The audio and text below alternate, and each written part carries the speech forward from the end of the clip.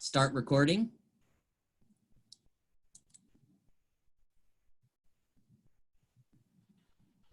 All right. So today we're very fortunate to have Matthew Alex here with us today. Again, for those that do not know, Dr. Mahajan and myself we're lucky to be at the MBA Roundtable Symposium at Michigan State in November last year, and we had a chance to hear Matt speak. Before I turn over it to him, I want to just give you a little sort of background on Matt.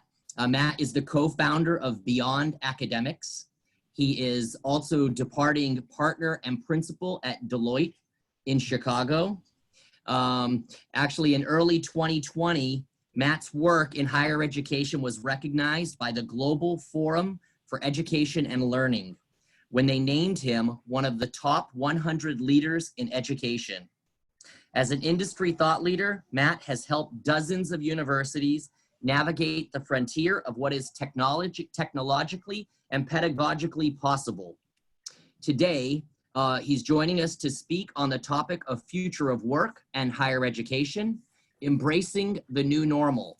And some of the key topic areas are going to be being digital, reimagining the campus enterprise, the importance of accessibility, the role institutions play in developing the next generation workforce, and designing curriculum fit for purpose.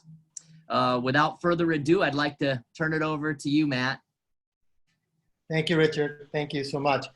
Thanks to the May Business School and the Center for Executive Development. I really appreciate the platform you're giving me to speak about it. You know, we're in such incredible times. You know, we haven't necessarily seen this, we haven't felt this, but the topic around future of work is so relevant, and applying it to higher education is even more relevant.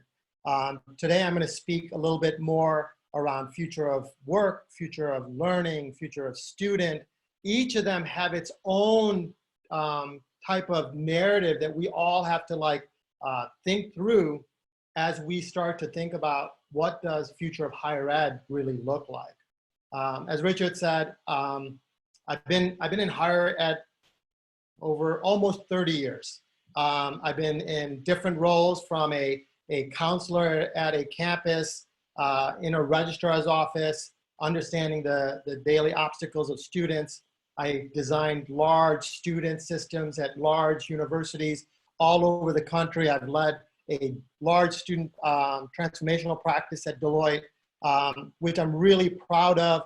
And it brought me to two narratives. It brought me to Smart Campus and Future of Work. Both are really relevant in what we're facing today, and I'm looking forward to having those discussions. While these are unprecedented times, there's a lot of opportunity that's in front of us. Whenever we talk about future work, everyone thinks of that robots are going to take over and I don't have a job. And that's just not true. What will happen, and I'm going to talk about the industrial revolutions, in each of the industrial revolutions, those changes and advances enable new jobs to form. And I think that will be what we will see. This pandemic is actually accelerating it, and we're going to talk through that a little bit. So as we talk about new jobs and new cultures that we're going to really drive towards, we're going to have new perspectives and new ideas. And that is what the future of work is going to really look like if we take a pause and start to think about the future. So as I start most of my presentations, I always start with numbers. And I use these three numbers to help us guide today's narrative. 3, 4, and 400. All my presentations, anyone's been in my presentations, always, they see me with the numbers. Because I want you to be captivated by the numbers these represent. 3 is what the hats that a student represents to a university. They are a customer, they are a consumer, and they are a product. They are the brand that every institution needs to showcase their value to the market. They are consumers because everything that they do on campus is being consumed, and we have to serve them that way. And they are, of course, customers. And I've had a few of these keynotes, and I've had faculty and administrators walk and say, oh, I cringe when you call them customers. The reality is they are customers. And we have to understand all three of those hats that they wear to serve them better. And if we understand what those three hats are, we can actually look into smart retail and smart banking and smart venues and smart cities where we all navigate right now. And we do that in a much more smart way. And now we want to bring that to higher ed, and that's a discussion we're going to have as we talk through it. We, of course, are in the fourth industrial revolution. Higher ed's been a little insulated in the transformation. We're going to speak about that a little bit. The 400 number is really to really articulate the type of innovation that we are, that is available to us. If you blink your eye and multiply that by 400 times that, that is the speed in which data is processing in any of the systems we look at. Just got to pick up your iPhone and look at it, and it validates millions of points on your face to determine if you're the right person within a blink of an eye. And that's important to understand because of all these advancements, we have the ability to innovate and do very innovative stuff. We've been doing things the way that we're just used to, and that's going to be a discussion we're going to have as we move forward. But I wanted to start off with these numbers. I always start off this with my uncomfortable conversations. Sometimes I have one that says, hey, this is exciting, we're going to talk about it. In my future of work discussion, I always say, in order to really transform, we need to have uncomfortable conversations. One of my mentors said to me, the only way we will ever transform is if we're uncomfortable with where we are. And so today, I'm going to have some narratives around the uncomfortable conversations. And that's going to be an important driver in why we have to think about doing something different. Or we may stay relevant to the same thing, but let's have those discussions and then take it forward.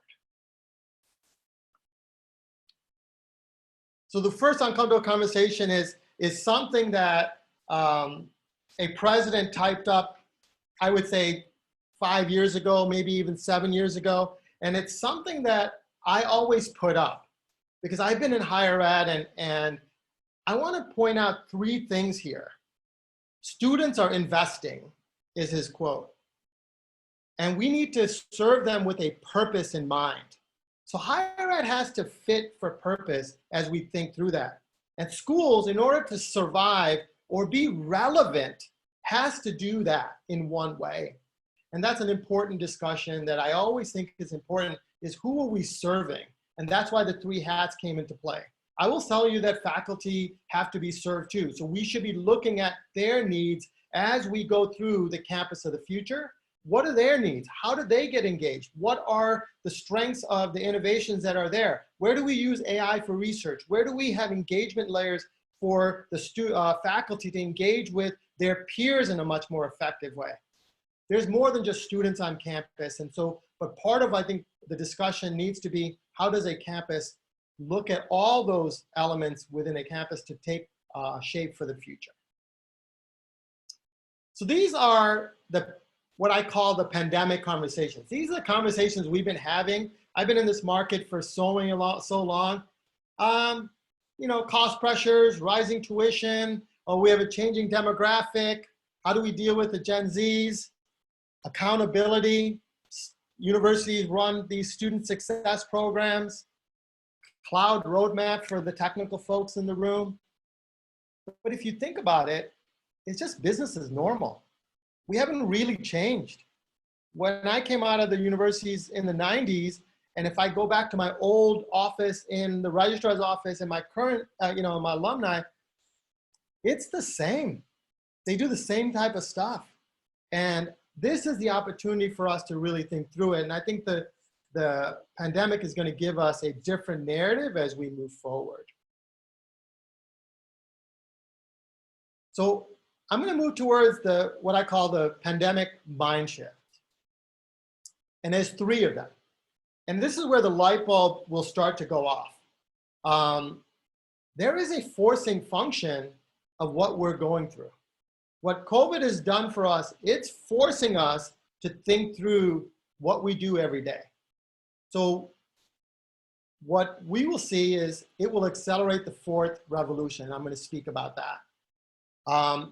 We have to figure out what being digital is. The word digital just sounds like it's a computer, but being digital is different. And I'm going to speak about that. And then the license of change is an important element because we have resistance all over the place, not only in higher ed, but in anything that we're doing where transformation is difficult. We're all creatures of habit, and it's an important element for us to now stop and say, how does this improve me? How do we start to think differently? And I'm going to speak to it in that way.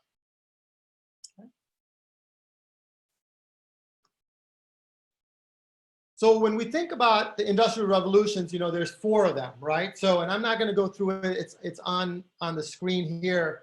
But, the impacts that we're going through aren't unprecedented. We have seen them in every revolution before. And they've shuttered companies. They shuttered industries that do not pivot and transform to really serve the student or the consumer in that way, right? So I think something we have to think through. What does the pandemic really shine a light on? There's been a lot of ill preparedness in the way that we have engaged digitally. It's requiring us to think of the next generation campus. And it's now making us even think, how do we reflect on the students that we are really serving and the faculty and the direction that we're really providing in the education that we're giving them in front of them. Okay? So the next shift is being digital, and it's all about a digital culture. We have to start thinking about how do we use the advancements that are available today, and I'm going to speak to it in terms of future of work in a few slides, but we want to think about what can the virtual world be and how do we enable a digital culture? How do we start to engage differently as we engage from remote places? But we also have to think about digital culture even when we're on campus. The campus is as important, and we have to be able to use innovations on campus to make the services and elements as effective as possible. So during this time, we're seeing these 3 things. The utilization of being digital is the presentation layer, right? We're moving from lecture to a virtual world. We have interactions in person. We're now having interactions virtually, right? The way that collateral was given in a classroom setting has to be more digital. And then of course the timing, and timing is all about asynchronous versus synchronous mechanism. And we got to think through that a little bit as we think about what is being digital. So in schools in the next few months, we'll have to really stop and say, will we be on campus in the fall? If we're not, what do we have to do to enable us to have the culture, the utilization elements to really serve our students? And then the other 2 elements are what I would call digital capacity. Being digital and serving in it requires capacity. It requires people within the campus to be able to bring up servers or think through all the technology needs that need to be connected. It isn't just one system. There's LMS systems, there's student systems. You will now see Zoom. You will see how a smart digital campus will allow the capacity to enable the digital culture and enable the digital utilization in a much different way. But one thing we recognized, I would say, in the early in our transformation from going online, there was really low, what I call digital literacy. There was folks that couldn't operate Zoom. They don't understand web. They didn't even understand the learning management systems that campuses have adopted for 10, 15 years. And schools had to pause and train folks on these common elements of what's there in the world for us. And that's something that I think as we move forward, institutions like higher ed and other institutions will have to start thinking about how do they keep their constituents digitally literate.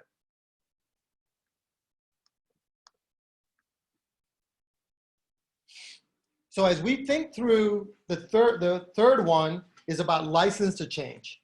As I said to you, I've been in higher ed 30 years. There are a lot of creatures of habit. Everyone says we're different. This is how we run our institution. And I think we're now at a place where schools will have two choices. I call it the rubber band effect. And that rubber band really is, it will either rubber band a institution back to what they've always done, and they will stay course. And they will have to determine, does that course allow them to be sustainable and stay relevant in market? Or you could take that rubber band and use it as a slingshot to start the transformation that is really needed in market. So this is really an opportunity to pause and look at the outcomes, figure out what the new practices should be, and how do we get there? And that's going to be an important element as we think through the change of a campus. And why is this important? Why is it important today? There's been change even in the past few months. There's a different perspective on humans as a colleague. There is perspective in, I can't do the same thing, in status quo. There's perspective in how do we learn? And there's perspective in the culture that I want to be a part of. And so those are all important elements as we got to think about what happens in the future. So this is Dr. LeBlanc. He's the president of Southern New Hampshire. And he wrote a quote similar to the George Washington president. But I want to focus a couple things here. It's that rigidity. Higher ed is built on protocols. There's a lot of gates. There's a lot of gate checks that we go through. A lot of tradition. This is how we've done it. We are the academics. We have to take a pause and start to think about what is it that we need to do that allows us to be nimble, malleable, and allows our students, our faculty, our staff to interact in a much different way. And when we think about that, I like to apply our future work, what I call intersections, okay? And they're really four. It's really outcomes, it's measures, it's practices, and how do you innovate? And this can actually be applied in any future of work lens to any other industry. We got to think about the outcomes. We got to think about how do we measure that outcome. A lot of people have outcomes and they can't actually determine what determines success. We have all these student success metrics out there right now that aren't specific to anything. So we really can't tell, are we really being successful? And I think if we look back, as the question is, the pandemic actually has shined, we might not have been as successful as we needed to be to serve the students in the way we need to serve them. So I'll give you this example. I'm going to go into it really quickly, but in the next term, students may not be on campus, and the institutions will have to build affinity to their campus in a cultural world. So how do you do that with a future of work lens? So let's look at the outcome. Let's try to build affinity for campus, creating a digital culture, creating activities, engagement layer. But we got to first understand how do we determine if there is affinity? And that could be defined differently. And I just made up these three just so that people can understand there has to be some thought. Maybe the number of clicks, maybe the number of engagements. Maybe we want to look at the social network and see what social feedback is there. Or maybe even the interaction between prospects and a faculty or an applicant and a counselor. All those are going to be measures that we could take and say, how is the feedback there? So that'll stop us and say, okay, we don't do that today. What do we got to do today if we're going to create affinity in the fall? We got to do virtual meets. So student to student, you want to engage in that way. You want to do student to faculty. You want to do student to advisor. You want to do student to counselor. There's a lot of virtual ways that you can meet. So let's start creating that. Maybe having telehealth as an option. Maybe having tele-advisors as an option. You might have that already. I think it's starting to say, how do we foster that as we move forward?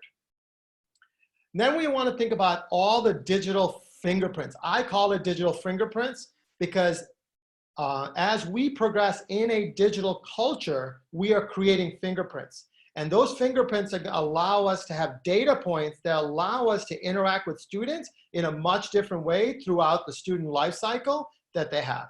We will have digital fingerprints of staff and faculty. And what we want to take time is to understand during those times, what are the meaningful activities that is important to a student, a faculty, a staff member on campus? And how do we engage in a much different way?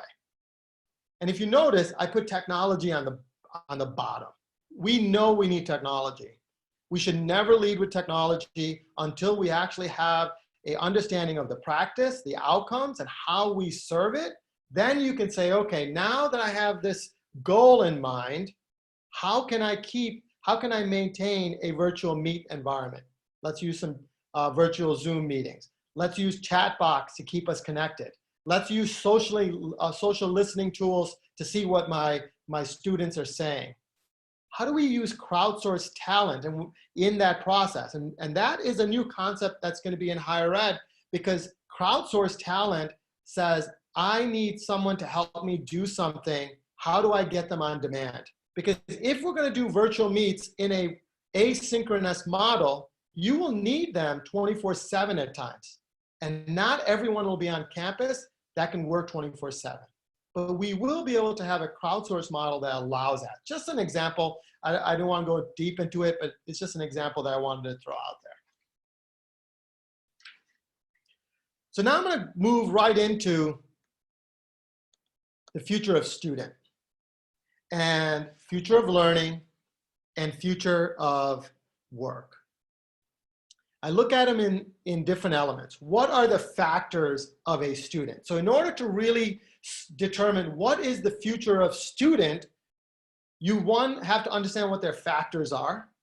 And this could be different from institution. It could be different from organization. It could be different from programs. It could be different from any set of factors you want. But you got to think about what it is that you're really trying to do for the future and what does it mean.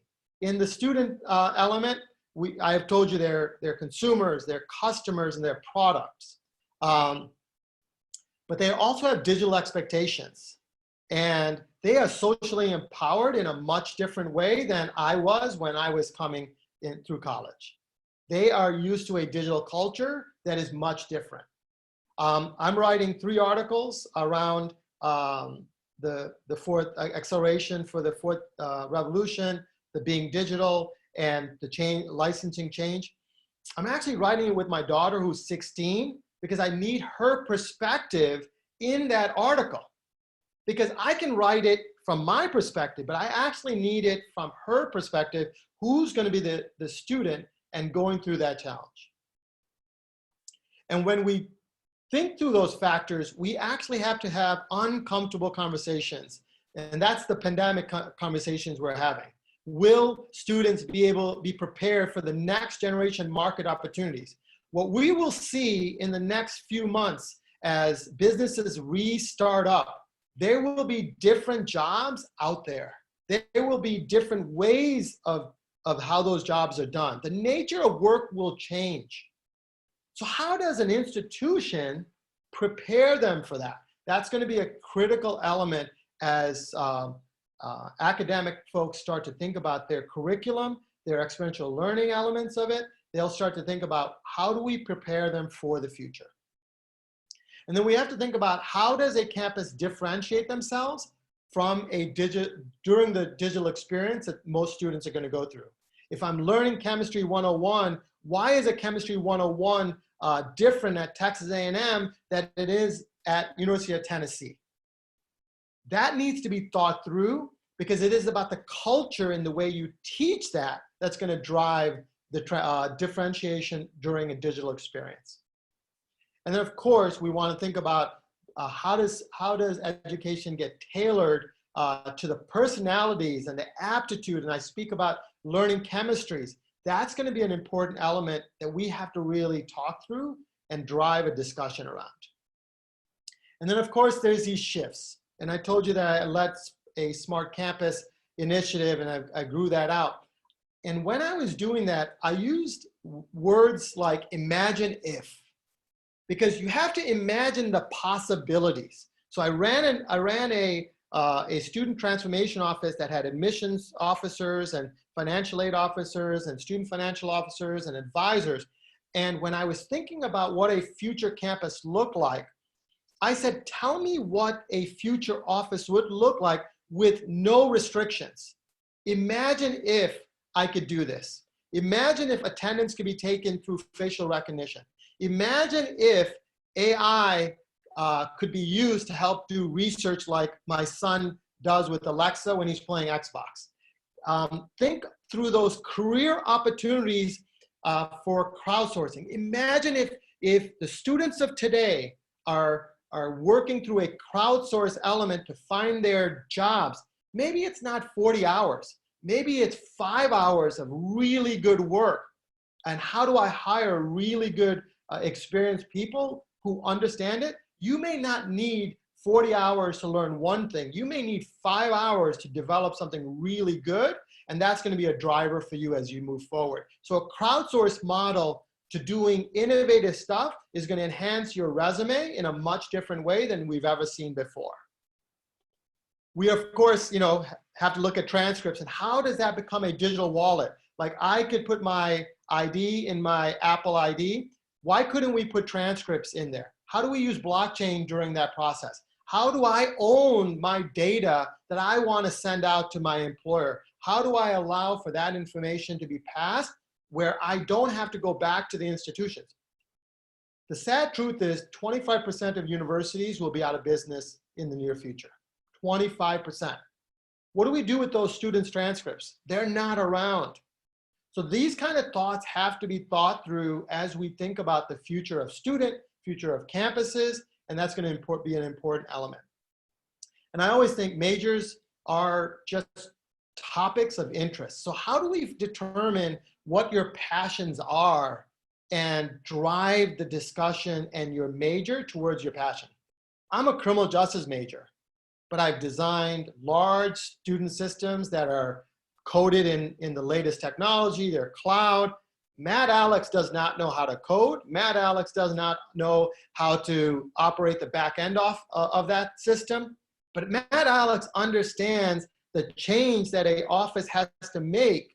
And I needed to understand that through my undergraduate experience, which is in criminal justice, where I had to read through topics and cases and apply past experiences to the future. And that's what I do today when I'm talking to you. I'm thinking about the past and I say, how do I apply it for the future? So make your majors passionate for what you want to learn, because it will allow you to gain the skills that we will need in market as you move forward.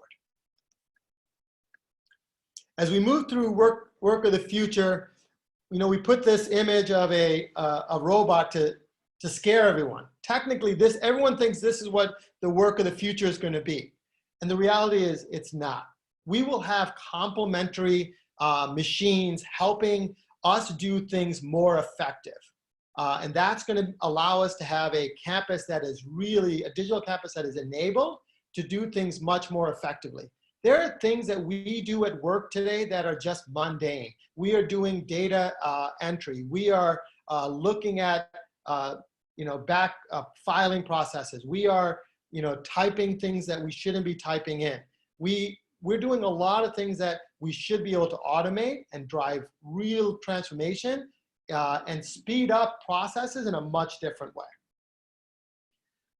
I talk about innovation maturity model, and I'm going to have an article that comes out and that speaks to it. In order to really be innovative, you actually have to look at what has been created and innovated before, and how do I apply it? So a lot of times my greatest ideas is copying one person's idea from another person's idea, bringing it together, and then driving a new idea forward, right? So I think that's an important element. And so when we think about an innovation maturity model, you have to think about the technologies that you are using today, and what are the technologies today that's going to enable something tomorrow? And that's something we should really think through. And as we think about future of work, we really have to think about what is the speed of things, and how do we use that to reduce bureaucracy in an organization? How do we look at those jobs and reimagine the nature of that job? And then, of course, I talk about the gig and crowdsource network. That's going to be an important driver as campuses rethink how they engage in this ecosystem. And then, of course, you want to have an insight-driven campus. I think light has been shed in the past few months that campuses, while they collect a lot of data in systems, ERP, and LMSs, they couldn't get the data out in a way to really inform how they should manage their campus. And that's going to be something that we should think through as we move forward in the future of work. So the tough conversations here is, does everyone need to be on site? How do I augment my campus workforce? What is your digital culture? How do you reimagine the workspace both virtually and campus? You got to think about security and things like that. That's going to play a big role as you think through the future of work there. And if you think about the shifts, imagine if automation allows staff to just focus on meaningful activities. That goes back to my whole data entry kind of statement. Imagine if facial recognition validated security and validated ID. So when we are now checking IDs, or we're validating if someone needs financial aid, could we not do that through facial recognition in different ways? That is already happening in market.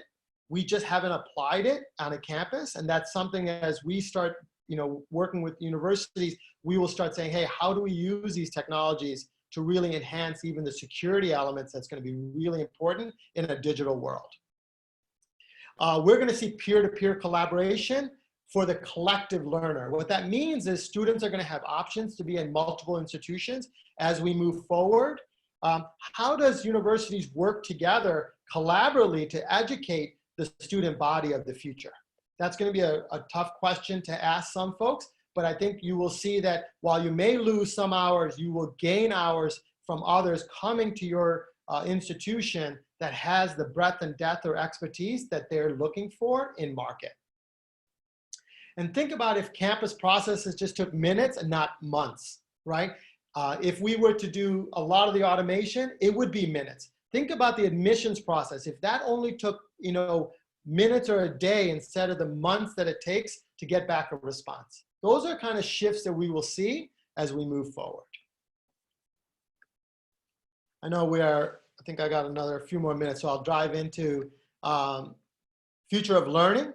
I'm a big believer that future of learning is going to be a digital marketplace. And before the session started, I talked about creating artifacts. So one of the things that we are going through right now is we're moving from a traditional learning model where there's traditional coursework, there is traditional approach of synchronous learning, right? And it's a 16-week course. How do we break up 16-week courses into segmented elements? How do we have artifacts that can be used during asynchronous learning? How do we apply those elements through a personalized path? How do we make it accessible to students? I'm working with a school in India, and they said, hey, it isn't just educating the college students that we have here. We want to take our content and take it to the most impoverished parts of India and educate the 5-year-old student with the education that they need to be prepared. So it's that type of mindset that we're seeing in learning that's going to become really important. And learning chemistry is something that I'm also really passionate about. We all learn and absorb information differently. Some do this really well with video, some are contextual, some need a hybrid, some learn on their own style. We have to adapt to the different learning chemistries of each of our learners. Even the style of how I teach may not meet the needs of the person that's in front of me. We have to work around that.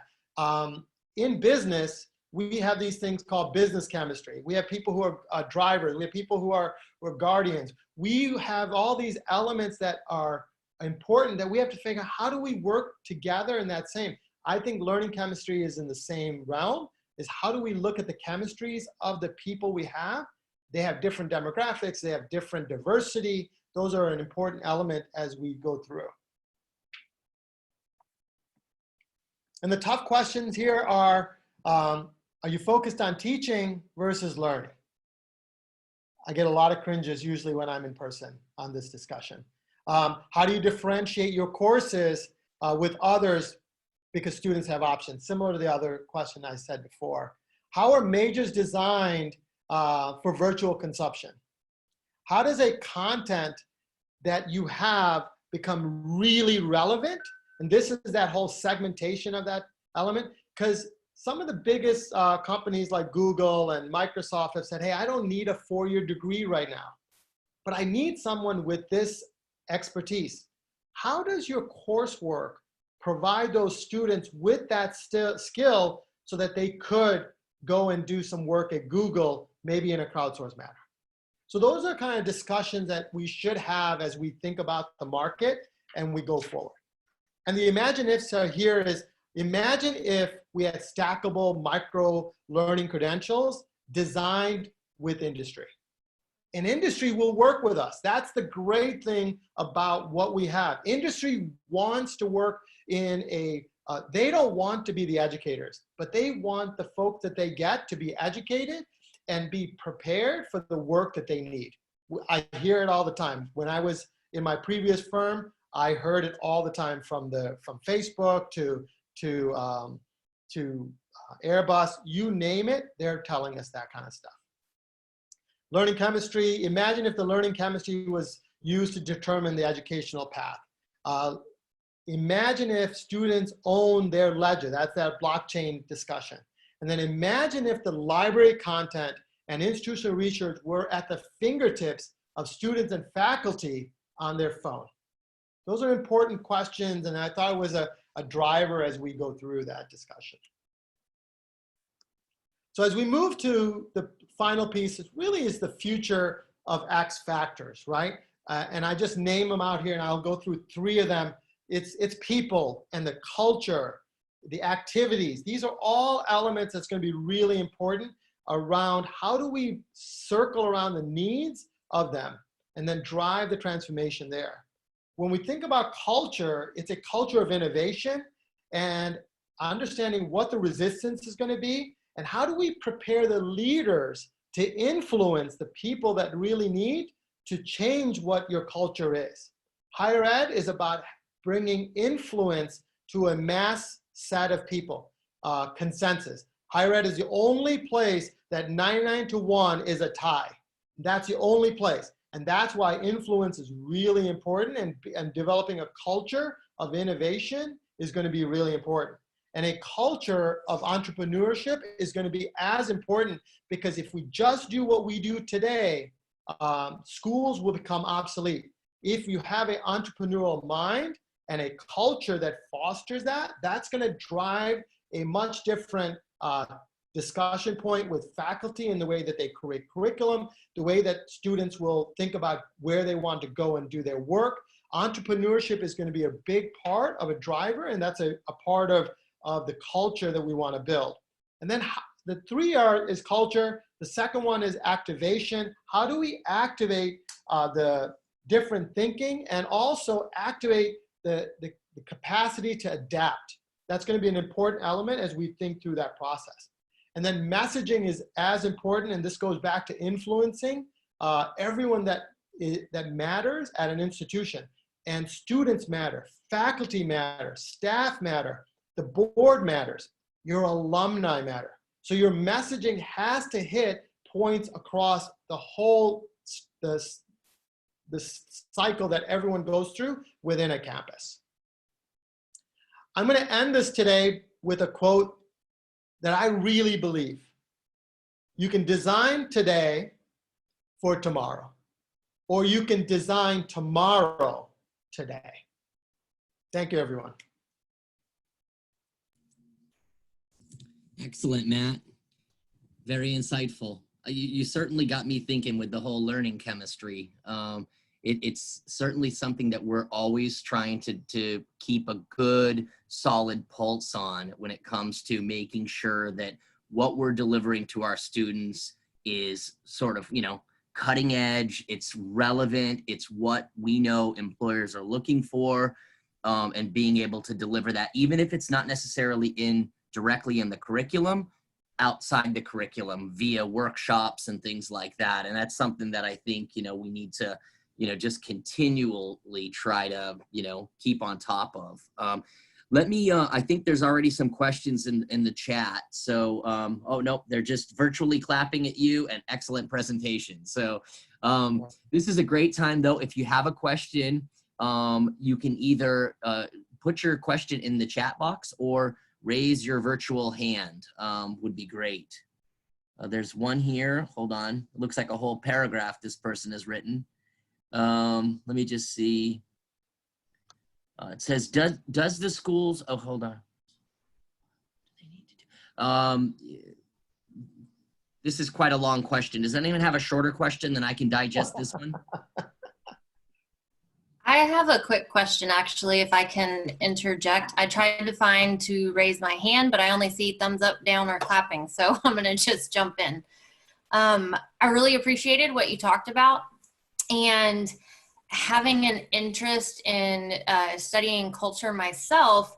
One of the things that I know is that higher education is typically hierarchy and controlling, or it's clan and collaborative.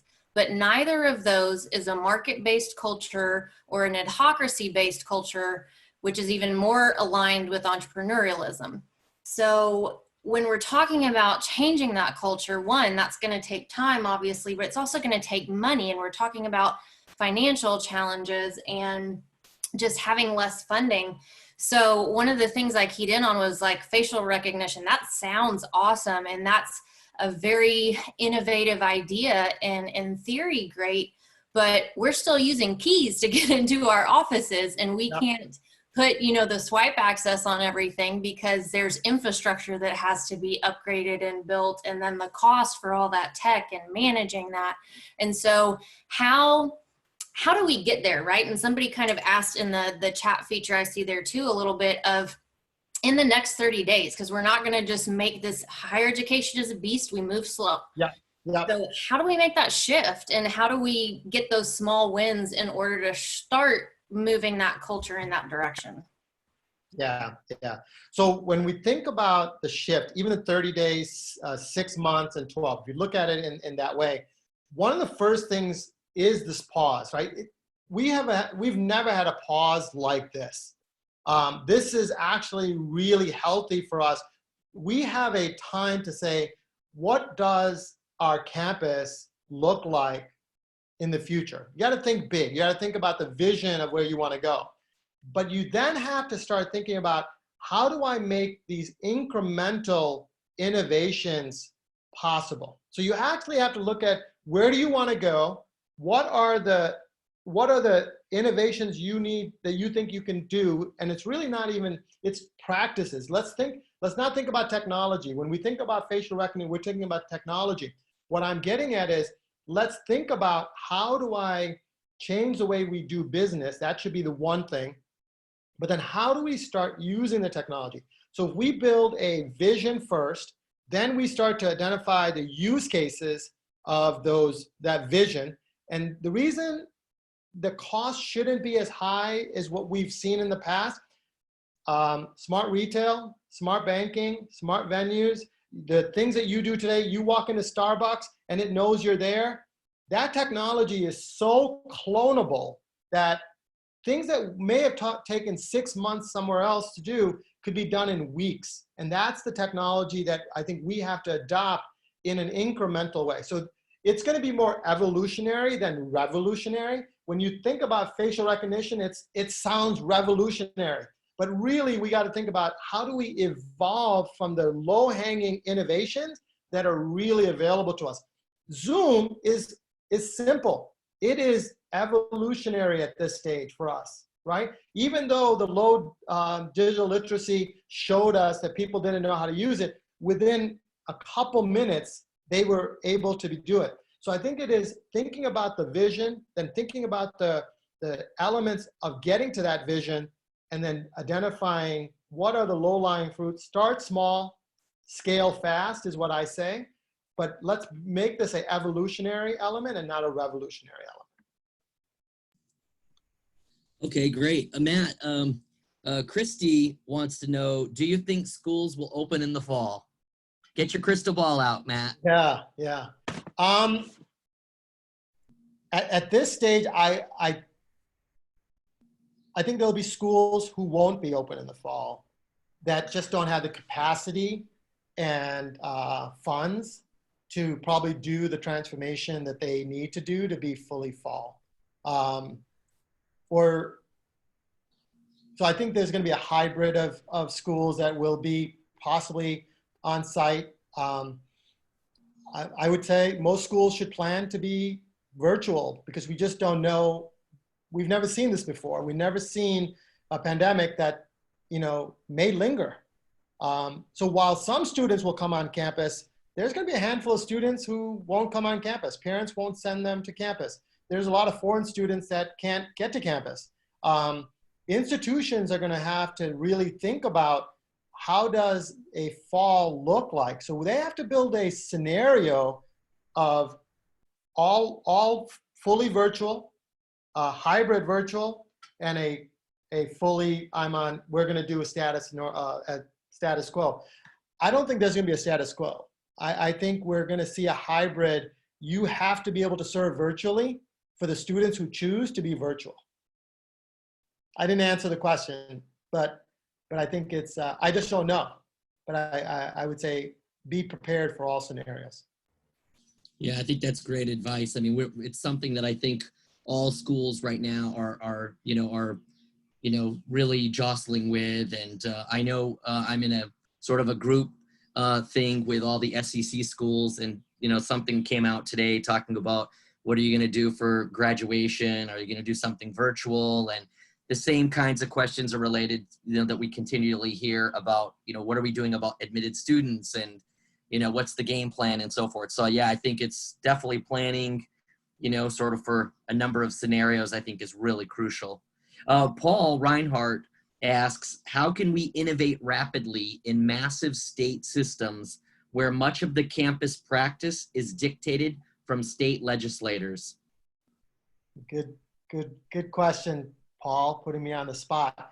I think some of it is you got to get to the legislative side and show the value of that transformation. I think some of it is, a lot of what's on the books is from historical elements of how we managed education. Accreditations are from the past. I think some of this is having insight around what are the innovations that campuses have to do and how does that get funded from the legislation. I think that is a discussion that needs to be brought to the states and the federal government side. That's the best answer I can give you, Paul, on that one. Richard, can I inject a question somewhere? Yeah, if you want, you can. You take priority, Arvind. You go ahead and do it right now, my friend. No, I don't take priority. I just don't have a place to raise my hand. It's only thumbs up and claps. I guess they knew the content will be requiring only those two, which is reading the future. But Matt, the question I have, and it's a question which comes from, there's no question, I completely agree that higher ed has to switch gears. and not just higher ed, society has to switch gears. Sure. But for example, in the case of globalization, there was such euphoria and such high-fiving, and economic theory told us what wonderful things international trade does, that we did not fully anticipate the negative consequences of that innovation on certain segments. Sure. So clearly globalization and aggregation was desirable, but it resulted in winners and losers. It resulted in income and wealth disparities. And that has had significant political repercussions in terms of rise of nationalism, fractures within a society between winners and losers. And in this pathway to the future of work, not just limited to higher ed, but just to society in general, should we not also attempt to anticipate the unintended byproducts of this movement forward, which at this juncture is very euphoric, clearly seems it is needed, but how do we mitigate or ameliorate in anticipation the pitfalls which we might encounter? For example, in the case of AI, I immediately see violation of certain privacy rights. Sure. So easier said than done, because somebody's going to block it in the legal system. Sure. In the case of intellectual property, which will be required to be invested along with the ingenuity and other material resources, the question of intellectual property rights will come in. Do these flow, the benefits flow to everyone? But how do we incentivize people to ensure that they have some skin in the game and will reap the benefits of that? So while I find this conversation incredibly stimulating and desirable, which we must have, but it also seems to me that we should be equally astute in thinking about the potential negative consequences of this and what can we do today in anticipation to deal with them. Because we might end up having a bigger problem than we have right now.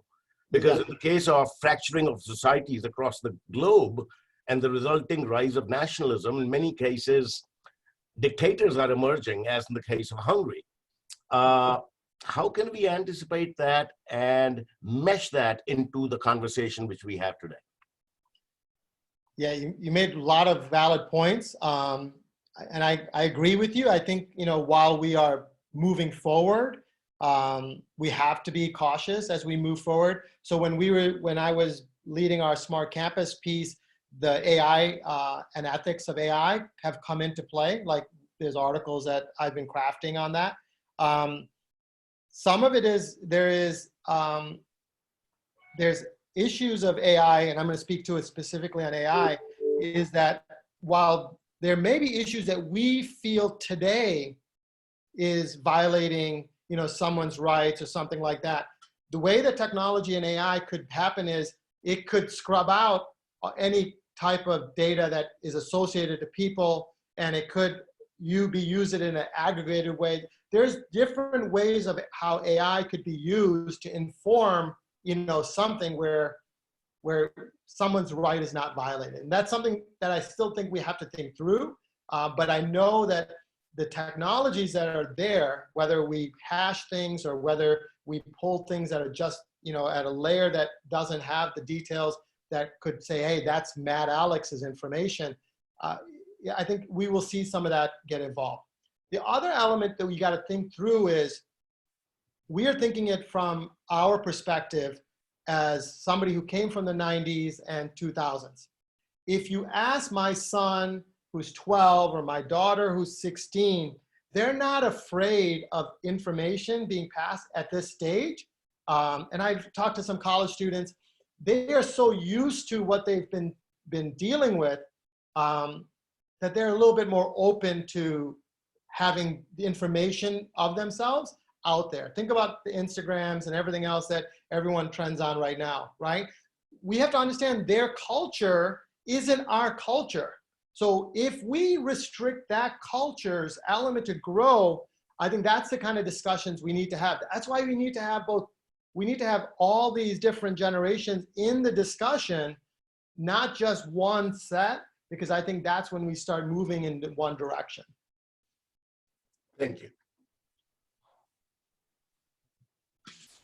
Okay, I have a question here from my good friend Blake Parrish in the marketing department, director of marketing. He says, great insights, referencing the crowdsourced talent. How do I get on-demand talent when we at Texas A&M, we pride ourselves on being Aggies and different, way different than other schools without watering down our brand? Yeah. So it's a great question, right? So some of this goes back to like, what represents an Aggie, right? And I think that's going to be, how do you do that? So when we think about on-demand talent, if you say, hey, I need people who understand being what an Aggie is, then your crowdsource is going to be limited to your alumni and folks who have went to your institution or have worked with your institution. If you believe that that is an important element to serve a student or a faculty member in a particular way, then you would have to limit the number of factors in that crowdsource element. But if you want someone who has a special skill in the way that they design, lecture presentation skills, and they are the best person and they do it at University of X, you may want to open it up because that doesn't require the Aggie persona in the mix of it.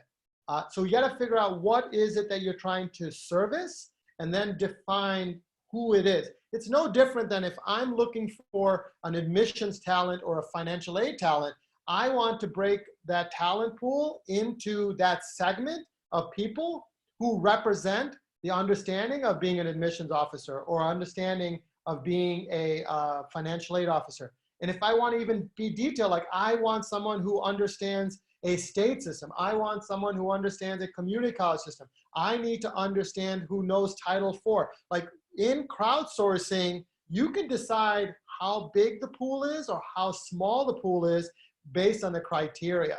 That would be my answer to your question on that one. Good, thank you. Richard, Okay. may I jump in a second? Yeah, sure. Let me, Matt, ask you a question Rodney. about the crowdsourcing. This play on the classroom for a second. First of all, we've got a group of faculty all over, and on every campus, there's a group of faculty that teach strategy, they teach marketing, they teach. If we turn them to solving some of the problems that Sarah mentioned earlier, how do we bring this on and so forth, what if we turn them as well as the class toward these problems and ask them to start solving them? Would that help?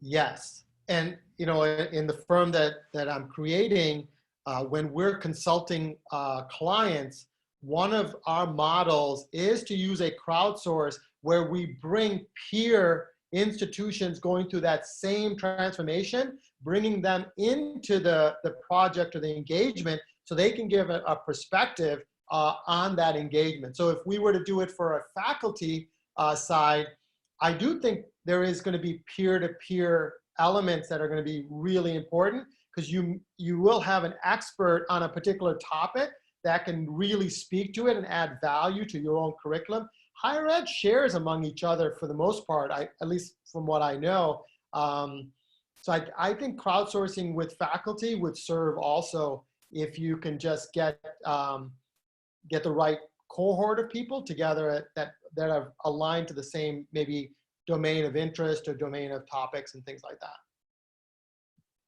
Okay. Travis Smith asks, I have worked in higher education for 10 years. My question regards his move out of schools and into influencing change. I guess his being yours. Move out of schools and into influencing change. Is it appropriate for me to email? Oh, he's asking me this. Sorry, I'm reading it as I'm reading it to you. So do you want to comment on that? I Regards your move out of schools and into influencing change? Well, I will be influencing schools too. I'm not moving out of schools. I happen to, be at a large firm that has great influence and can get into market. That's certainly true. What I'm really focused on is creating a narrative and a movement that has discussions like this, right? At my previous firm, we looked at the top 125 schools. There's 3,000 other schools in market that really need the insight to be transformational. And that's why I decided to step out and say, hey, how do I start to provide transformational narratives to all of higher ed? So let's think about higher ed in a much more transformational way and say, how do we serve everyone who wants to be in higher ed? How do we get them to all be on the same bandwagon for change? Because I think it will help, society as a whole. I think we will allow the students that go through these different institutions to be very successful. Because if everyone is being successful, I think society as a whole is going to be successful. So I'll work with universities just like I've been doing for the past 30 years. I just will be focused in with a hat of transformation and narrative around future of work, future of student, and future of learning to really drive change in a different way. We're going to be doing next generation technologies where future of consulting is going to be much different and affordable. And I think that's the passion that drives me. And I appreciate the question. It's a question that I had, for a few months before I decide to make this move. But I'm really passionate about why I want to serve and who I want to serve. And that's going to be an important part of anyone that wants to work with me, any school that wants to work with me, they will understand I'm coming there to make them better in the future and to make them transformative for their students and anyone that they serve in market. Great. Ranjit asks, do you know of any examples of colleges and universities that are already doing something innovative to push toward what's needed in the future? And can you share an example or two? Yeah, I would say Maryville University. It's a small university in St. Louis. They have a very innovative president. They want to become a mega school in terms of online learning. He and the leaders there are really focused on not only serving their 3,000 students that are in their campus, but they now have 10,000 students who are being served all over, right? And they're doing it with different models and different thought processes. And a lot of it is just allowing for just a different way of thinking about how they serve to a broader audience.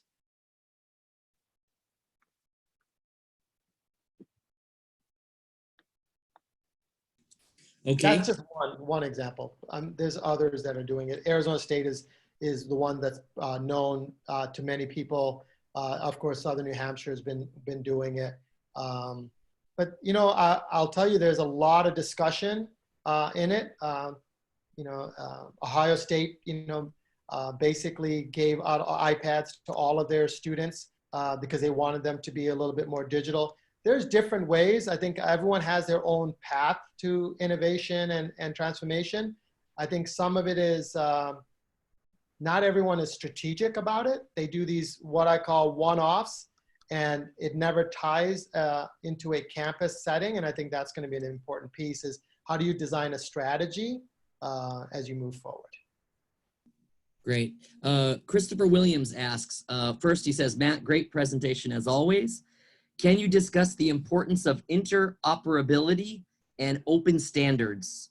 For example, W3C, verifiable credentials, in accelerating a digital transformation toward future of education and work? So this is really technical in nature, and I'm a criminal justice major, but I will answer this question because I actually understand it. You know, he's talking about blockchain and how does blockchain work. Blockchain is really a platform and a use case to save information, right? As institutions all adopt blockchain for their transcripts, because right now when you want to get a transcript, you got to call or you got to get online, and someone from someplace will send a transcript to someone else and they'll have to type it in and things like that. When blockchain is going to be used, it is going to be a file that's sent. It's going to be sent to different, you know, the person, and that person has a right to send it out. There will need to be interoperability. I think technologies today, the blockchain folks that we're working with are looking at that, and that is something that is inherent in the way that they are designing. You will see the ones that don't design that way won't get adopted, meaning if a school only has their standard and they're not inoperable, they're only going to be in the ecosystem that they have, right? And so I think we will see schools come in more of a consortium level where they're allowing their particular blockchain to be into another blockchain. And we're real early in blockchain, but I think we will start seeing it more as we start to get into where students have digital wallets and things like that. So in the firm that we're creating, we're going to start thinking about digital wallets. That's going to be having the discussion about which blockchains can come in there. To be honest with you, that is such a technical question. What we want to do as we think about it is the technology is going to get resolved. We want users to start using the technology so that when transcripts are moved from one place to another, we can gain insight on how a student's transcript information impacts career, you know, job trajectory. Like, we want to get into that level, and I think we will start seeing that as data starts to work together. Okay, I believe this is coming from our dean. It says EJ's iPhone, so I'm going to take a chance. I want to make sure to get his question in if this is who it's coming from. But EJ asks, how does online learning credibility compare to traditional classroom? Jobs, salary-wise? You know, I'm not totally familiar on the numbers. It's something that we could probably research and come into, you know, provide. I would tell you that right now it's probably traditional. It's probably a greater value in terms of it, because that's because what the market has, right? It's the number of people that have a traditional classroom credential and a degree, and that's what the currency is.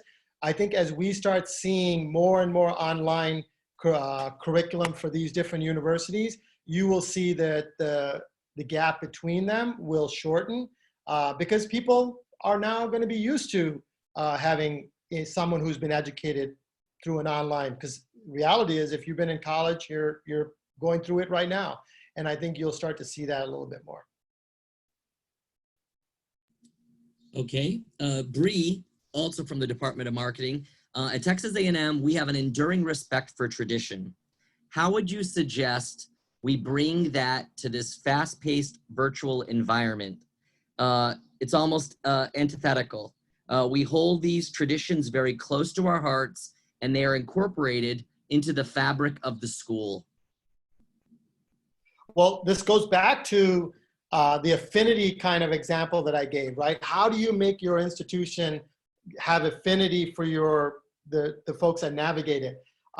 You have to figure out what is it that makes you different, and how do you create that culture digitally? That's a discussion that needs to be had, and it isn't probably something that we can just say, hey, let's go do with some technology. I think you got to figure out what is that culture, and how do we engage in that culture? I asked my son, you know, how does he feel connected, because he's not at school anymore? Does he feel connected? And he said to me, yeah, I feel connected. I'm talking to my friends on Xbox all the time, and they have interest, but he doesn't talk to everyone, just the ones that have the same interest in that.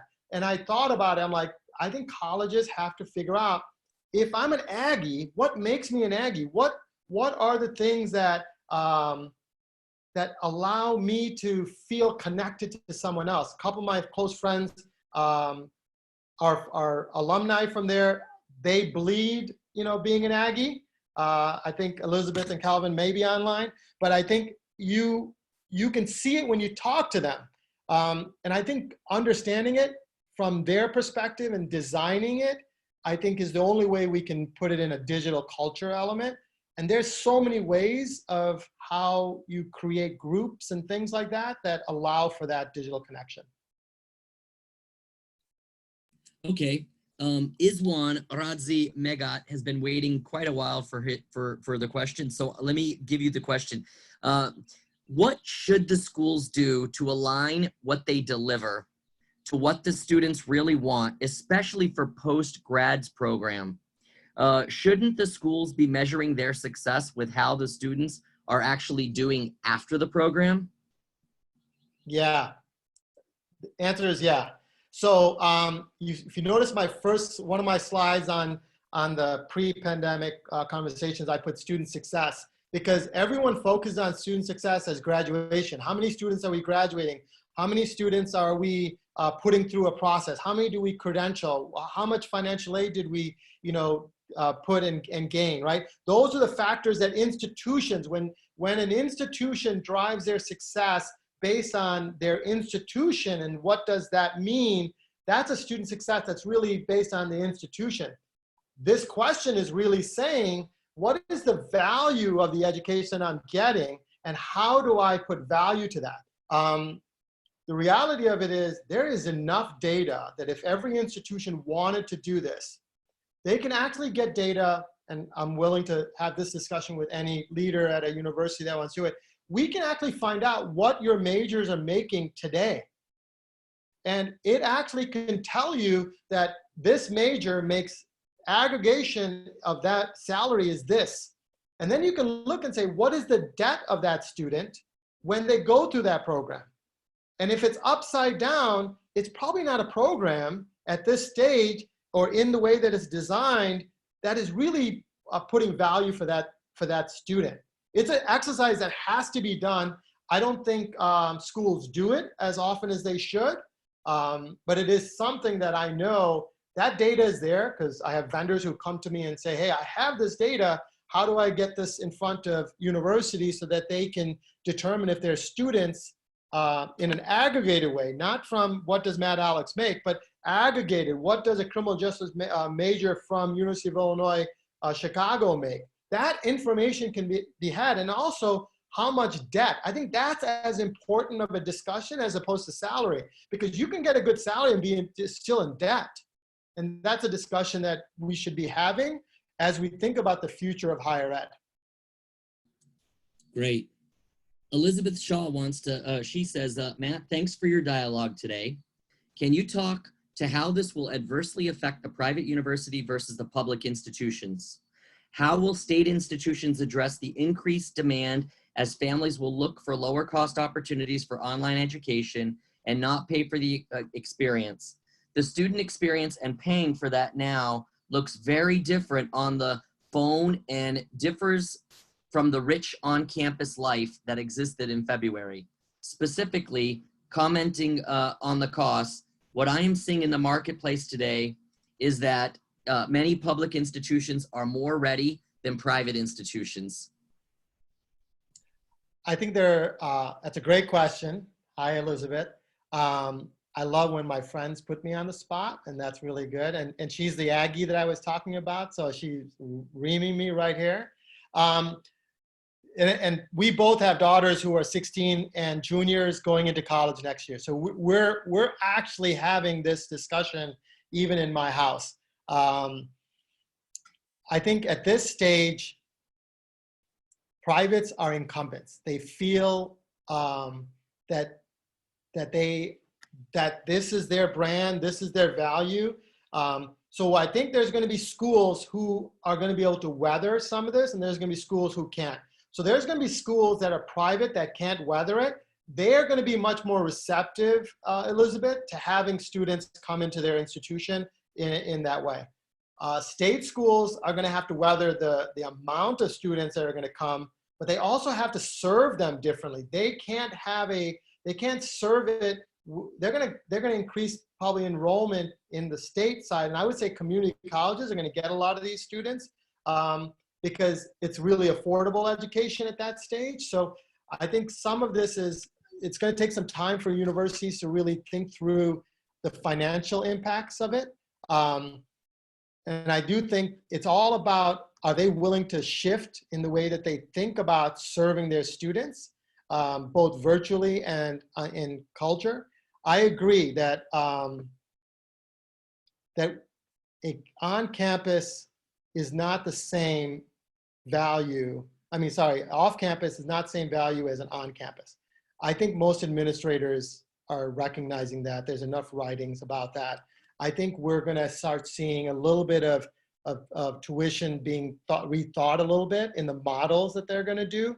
And I think institutions probably will become peer-to-peer. I think they will start, I think some of these private schools may work with some public, private state schools, maybe community colleges to figure out how they share a little bit of that element. So I think you will see some collaboration. I think it's going to be pretty open. I don't think we all know everything yet because we don't know what it's going to look like in the fall. And within a year, it may look a little bit different. But I agree. It's going to take some time for us to really think through what the value of a virtual is. So we'll see. Great. Paul Reinhardt, you mentioned the role of employers, Facebook, Airbus, etc.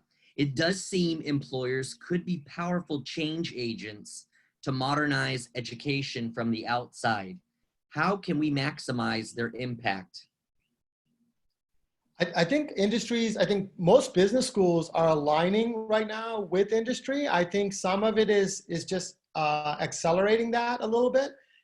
Most universities have innovation hubs and things like that that they are using to have experiential learning. And I think if you can bring experiential learning elements from these industries into a campus where students are exposed, I think that will create the dynamic that is needed as we move forward.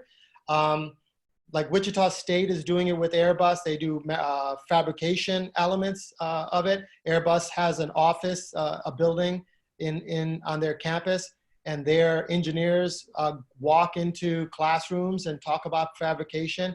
I think you will see a little bit more of that. And I think that's how the advantage of students. I think the biggest place is going to be, I think, a shared cost model where some of these industries are going to say, hey, I want the best students from you here. I will share in some of their cost.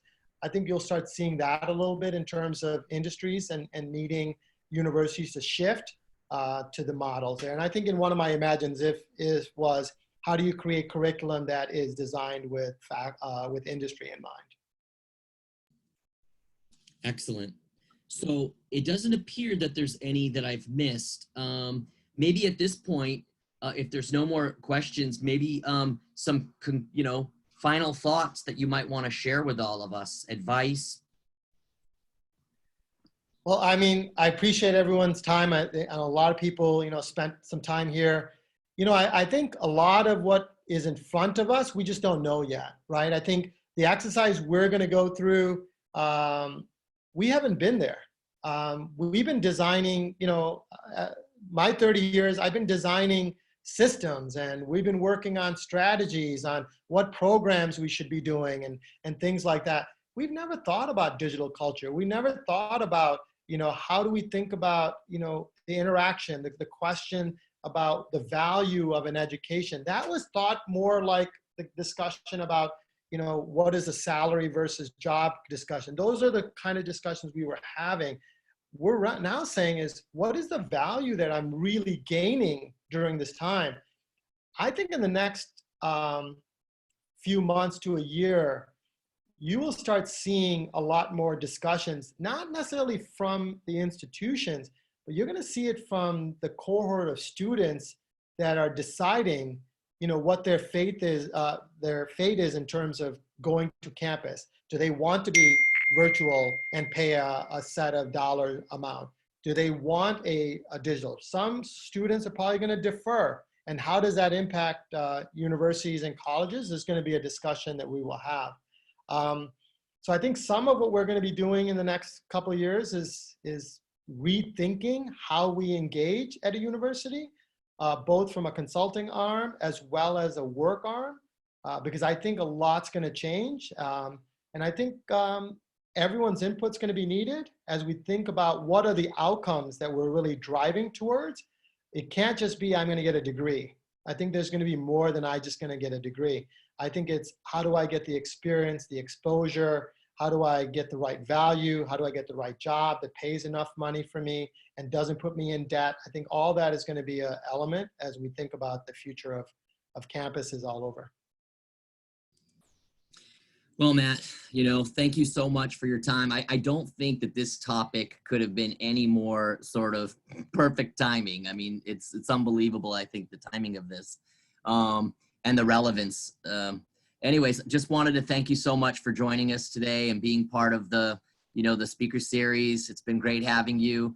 I think I'm seeing a lot of virtual claps, and we're very happy that we had this opportunity with you. And obviously, we'll be certainly reaching out for more advice or more thoughts and so forth.